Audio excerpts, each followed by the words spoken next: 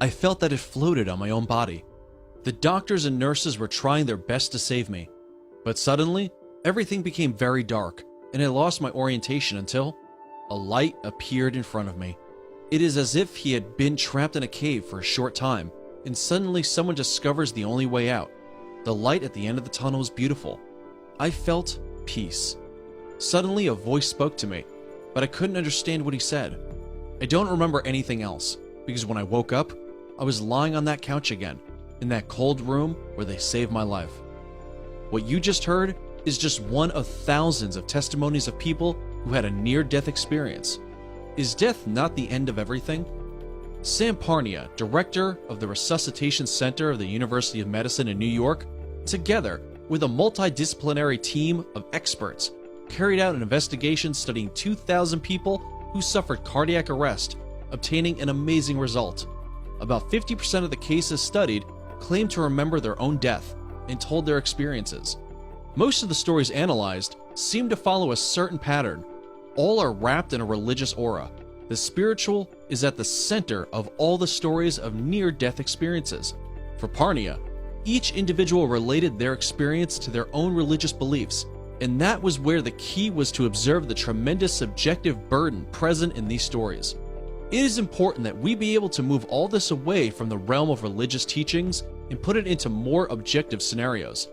The scientist declared, while he promised to continue the studies to be able to provide answers to all the questions that arise from this apparent mystery.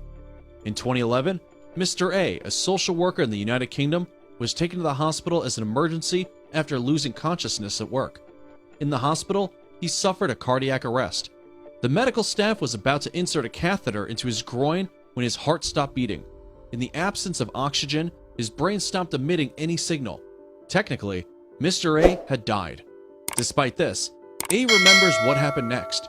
The medical team began the resuscitation procedure, and A could hear a voice that said, "Give him an electroshock," while getting out of bed and witnessing the scene.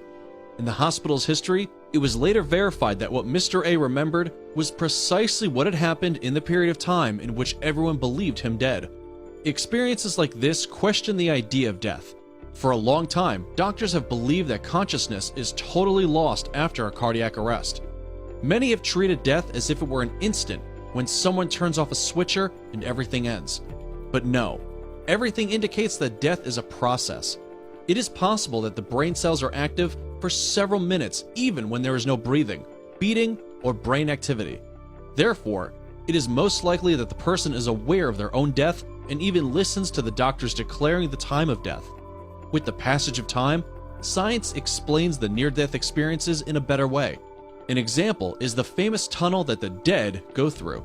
Science has proposed that it is due to visual activity during retinal ischemia, which is the process that occurs when the eye begins to receive less blood and oxygen. Some aircraft pilots who undergo high G-forces experience tunnel vision that lasts 5 to 8 seconds and where they lose central vision, which scientists consider an experience similar to what happens in NDEs. Everything indicates that the death process triggers a series of reactions in different parts of the body, especially in the brain. These reactions in the brain are part of the same gradual cessation of activity in which not only consciousness is still there after cardiac arrest, but the visions that the testimonies relate would actually be hallucinations produced both by brain reactions and by effect of the same drugs that doctors provide to patients during the process. It tends to be thought that the visions produced by an NDE are due to the fact that when the oxygen enters the lungs ceases, an anoxia or hypoxia phenomenon occurs, that is, a decrease in oxygen in the blood, which effectively produces hallucinations. Of course, these are the scary type and induce fear and agitation. Although it has been proposed that it is not hypoxia, but hypercarbia, that is, the increase in carbon dioxide in the blood, which produces these sensations. But some studies have shown that blood CO2 levels do not increase during an NDE. Therefore, it is not a very conclusive explanation. Just before experiencing brain death, the brain explodes in a frenzy of activity. This has been proven in a study with 9 mice who had a heart attack and their brain response was analyzed.